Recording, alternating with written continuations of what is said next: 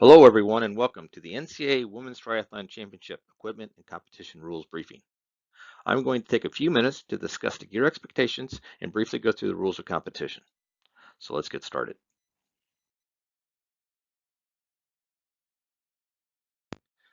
This picture illustrates the typical one-piece tri-suit. A woman's one-piece swimsuit is also acceptable. You may also wear a two-piece tri-suit, but must cover your torso. Uniforms may not have a zipper on the front of the uniform. Rear zippers are allowed. It will not be necessary for the uniform to have last name or country code, however, that is acceptable. All uniforms must have either the institution's name or logo that has been approved by the institution or the athletic department. Sleeves are not allowed. Swim caps will be in your race packet. Timing chips will be distributed on race morning. Remember, wetsuits are forbidden if the water temperature is 68 degrees or higher. Wetsuits are mandatory if the water temperature is 60.62 degrees or lower. Water and air temperature will be taken 1 hour prior to the first NCAA race, and that water temp will be used for all NCAA races to determine wetsuit use. Standard road bikes are used in draft legal racing. Bikes with traditional drop style handlebars as shown in this slide. Double check that your bar ends are plugged. This slide also illustrates the preferred location of your bike numbers, either on the top tube or attached to your seat post. You may use any brand or type of wheel that you like, as long as it has a minimum of 20 spokes and both wheels are the same diameter. Bike helmet numbers should be attached as shown. You must wear an unaltered, undamaged helmet. It must be a helmet that is approved by a testing authority which is recognized by any national federation that is affiliated with World Triathlon. It must have the original safety sticker in place and it must fit properly. If the helmet is buckled and you can slip it over your chin, it is too loose. Get it tightened up and do so before you show up to the transition area. Here's an example of what a safety sticker looks like. For some helmets, the sticker is very easy to find. For others, you may need to hunt for it. So please, take a few moments, look inside your helmet and find that safety sticker and remember where it is. If the official asks to see that safety sticker, I'd like for you to be able to point it out to them. Now let's talk about what we can expect on race day. Athletes will be assigned race numbers. Bike frame and helmet numbers will be provided at packet pickup along with temporary tattoos. Every athlete must wear a timing chip. No chip, no time. Once again, athletes will be body marked with markers or temporary tattoos as shown here. So on both shoulders, both legs. No race bibs will be provided or worn during the competition, so leave your race belt at home. At check-in, athletes should arrive ready, body marked, bike and helmet numbers attached properly. Officials will do a quick visual inspection of the equipment before the athletes are allowed into transition. Only registered athletes are allowed in transition. Once you rack your bike at your assigned spot, it cannot be removed until the competition begins. Only equipment used during the competition can be left in transition.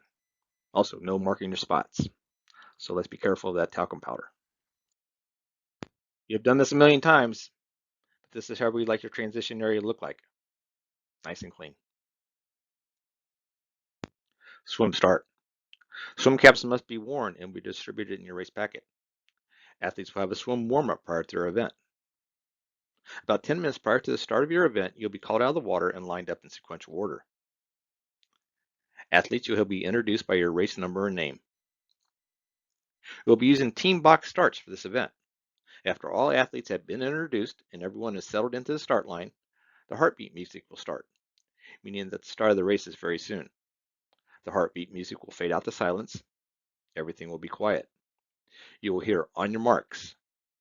Next comes the horn blast, signaling the start of the race. Now let me be the first to warn you that there will be a pause between "on your marks" and the horn blast. This is very important. Wait for the horn blast. If you start early, there may be an official waiting for you at your bike to give you a 10-second penalty.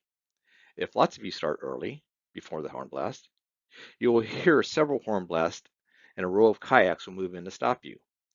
Make your way back to your original positions and we'll restart the race. It has come to our attention that the swim segment has become increasingly more aggressive, and as such, will be monitored more closely by race officials. The video on the next slide shows that type of behavior that will not be tolerated and will result in an immediate disqualification.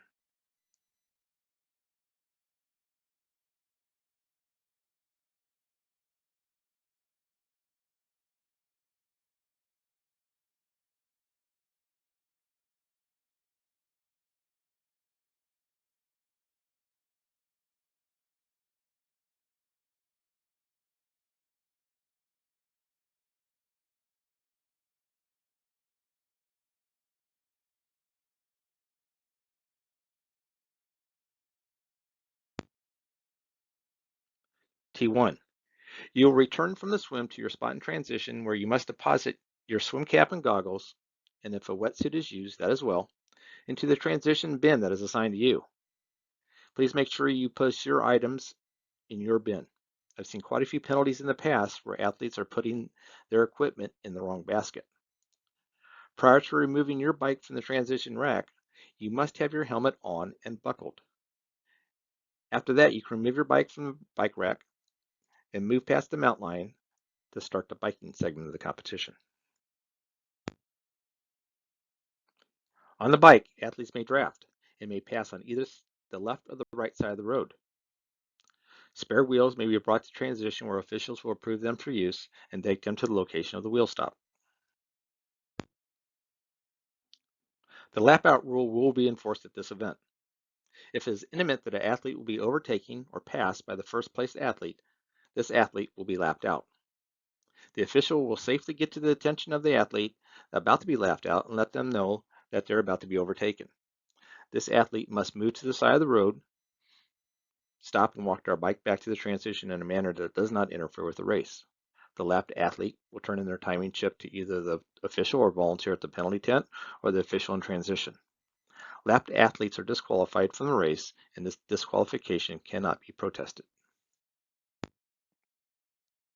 T2. You may not touch the locking mechanism of your helmet until after your bike is securely racked. You'll return to your marked spot in transition. You will rack your bike in one of three ways.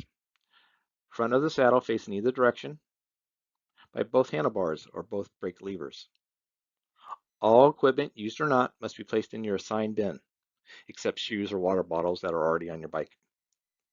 Take note, if the bike shoe pops off the cleat during the dismount, it is not necessary to go back and get it. Leave the shoe rather than going against flow of traffic.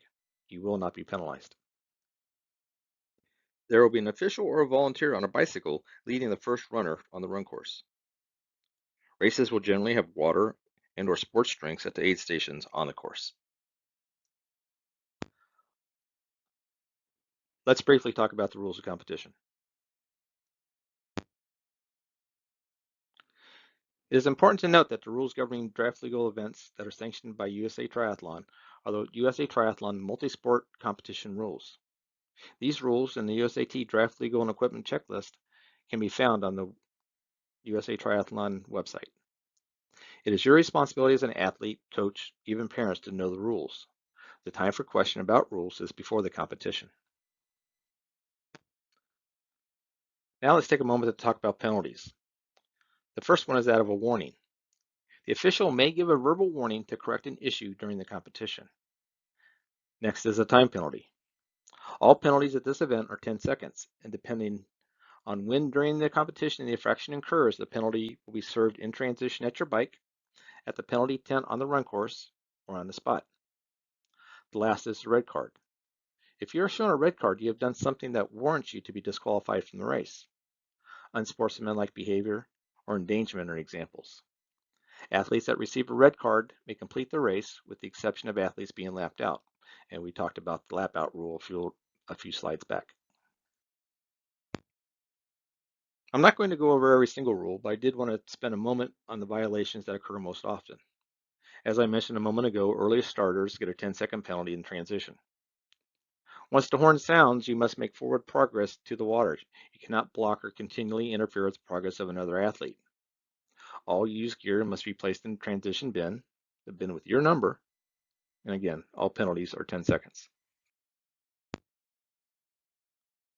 Helmets must be buckled when touching your bike.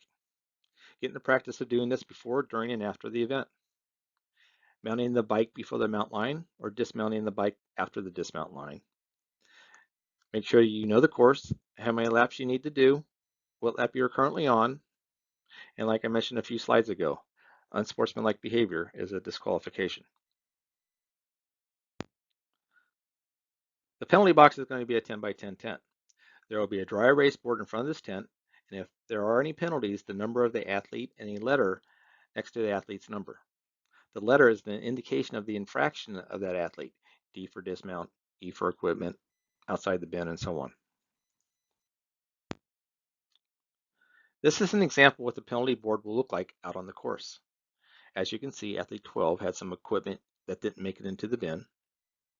Athlete 50 is having a really bad day. They had a mount line and a dismount line violation. Now, if this is a multi-loop run course, athlete 50 has a few choices on when to serve the two penalties. They can serve both penalties on the same time for 20 seconds, or this athlete may choose to serve one 10-second penalty on lap 1 and the second 10-second penalty on another lap if they so choose. If you happen to find your number on the penalty board and are ready to serve your penalty, you'd run up to the official at the penalty tent yelling out your race number. Once you stop, the official will start timing. You must simply stand there. The 10 seconds will seem like forever. You cannot receive any outside assistance while serving your penalty. Nobody can hand you a bottle of water, a cold towel, chair, nothing. You just stand there for 10 seconds. Once the 10 seconds has elapsed, the official will simply say go. But make sure it's the official that says go, not your coach or anyone else. Only the official has the authority to release you. This is important. Penalties not served will result in a disqualification. Make sure you check the board. Now let's take a moment to discuss the protest procedures. A protest may be filed with the head referee provided it has not been previously observed and ruled upon by the officials. Protests are usually filed against the conduct of an athlete's equipment, an official, or the conditions of the competition. You must notify the head referee within 5 minutes of your finish time your intent to file a protest. The head referee, who will be at the finish line, will provide you with a form to fill out. You have 15 minutes from your finish time to fill out the form and return it to the head referee. This form must be accompanied by $50 cash or check. The requirement for a $50 deposit is more or less a deterrent to prevent frivolous protest. If you win the protest, you'll receive the $50 back. However, if you lose the protest, you will not get the money back. Once the form is returned, the protest will be reviewed by the head referee and the competition jury. A discussion and investigation with all parties concerned will occur and a decision will be reached. All decisions on protests are final. If you have any questions, please direct them to the email address below. Timing, results, and awards. This may seem obvious, but the competition is won by the athlete who has the shortest time from the start signal to the moment when the athlete's torso crosses the finish line. This is important, especially if there's a sprint finish. It is the torso of the athlete, not which foot the timing chip is on. Results will be provided, including splits for swimming, T1, bike, T2, running, and the overall time. Awards will be presented for first, second, and third place in each race division. Finally, exceptional conditions. It is important to note that while we always expect to host a triathlon, in some cases that may not be possible due to weather or other unforeseen circumstances. If that is the case, some sort of multi-sport event will take its place, whether it's a duathlon or aquathon or some other two-segment event. The preferred option is the duathlon with the shorter run first. The rules for the replacement event will be followed. If you have any questions, please email me at the address shown below. And thank you and good luck.